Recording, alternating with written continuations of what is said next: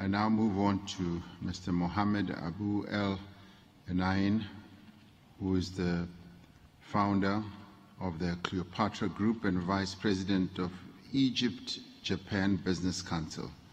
Mr. Enein. Thank you, Mr. President. Bismillah ar-Rahman ar-Rahim. السادة الحضور.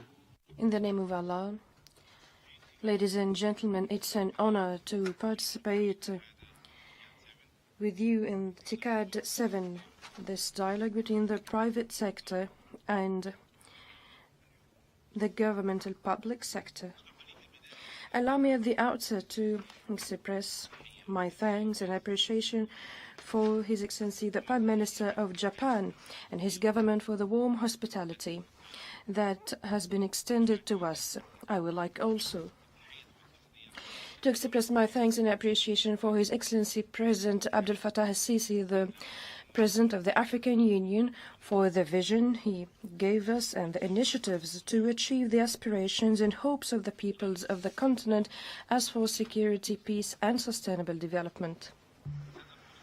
Dear guests, yesterday we all listened to messages, lots of messages from the leaders, and we also listened to His Excellency the President Ramaphosa minutes ago. How Africa shall be presented to the whole world. How can we lead the world with the wealth in Africa, the youth of Africa, women in Africa, and the wealth in Africa? His Excellency also gave us very quick messages and information, but Africa today is advancing. Africa today is changing. Africa today is inviting the investors from all over the world. For those who work in technology, capitals, experience, all those are welcomed with very simple figures. Africa today, as it has been mentioned by His Excellency the President, now it's 1.2 billion in 30 kilometers, and this is actually the biggest. It's actually bigger than the United States, China, India, Western Europe, and Japan combined.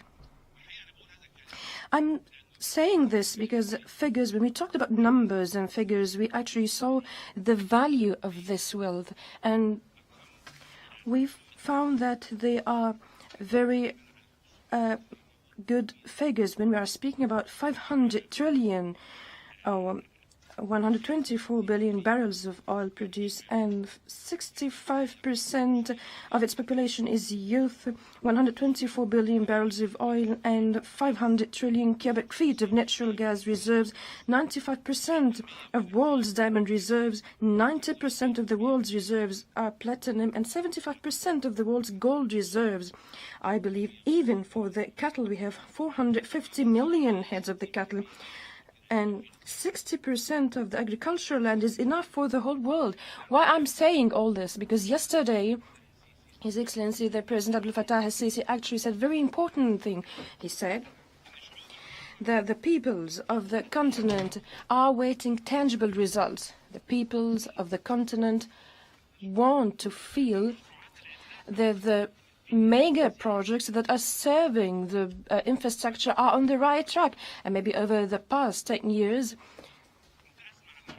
I used to hear about the projects of the continent that actually achieve sustainable development. When we talk about this project from Cairo to Cape Town, this actually passed through 10 countries. It's the real development corridor. And then we have branches to all of the African countries. When we are speaking about the solar energy, the sun that we have in the continent, how we can export it to Europe, it's another project. The railways project, the navigation projects linking the north to the south and the Nile to Victoria Lake. I believe we listen to all these things, but when can we find all these as integrated projects for investments and to have a role played by the private sector? This is the real challenge. And when we are talking about all these things and wealth, the main challenge remains how can we try to turn all the problems to huge investment opportunities to add to these countries.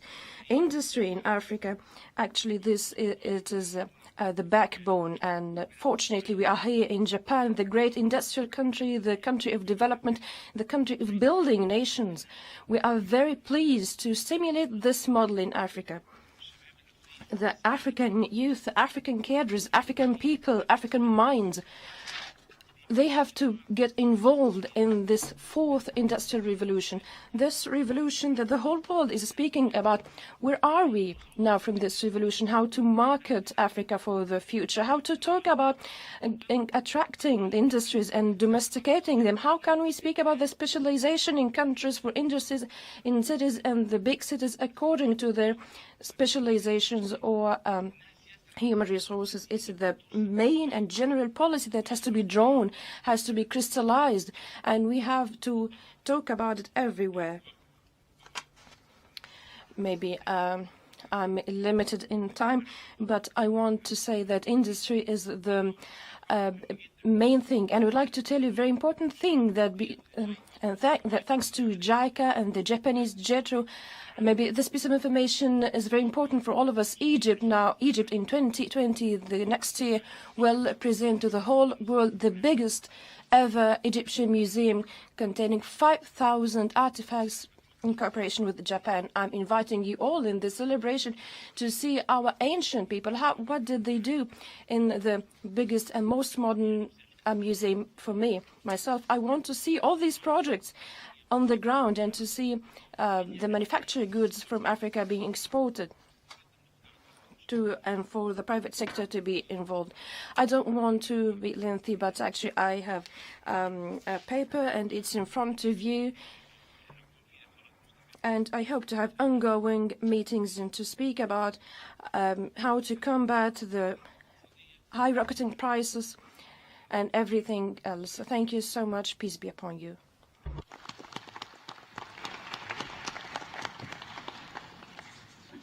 Thank you very much, Mr. Enein.